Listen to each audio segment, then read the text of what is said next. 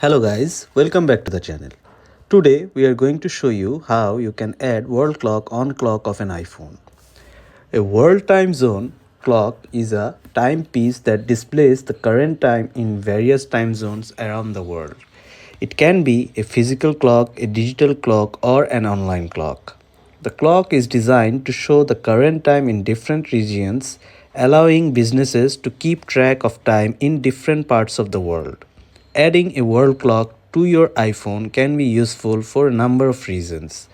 The World Clock tab in the Clock app on your iPhone displays the time in various cities around the world and also can help you anticipate upcoming clock changes in different countries.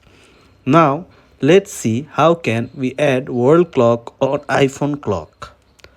So, to add, you have to open the clock app. As you can see on the screen that we have already opened the clock app. Now, tap on the world clock app. Yeah, world clock. Then tap to add city. You have to tap on here to add a city. Suppose we have choose this one. Yeah, as you can see, the selected city has been added and time zone of that city is visible. So that is how you are going to add a world clock timing on clock of an iPhone. Thanks for watching.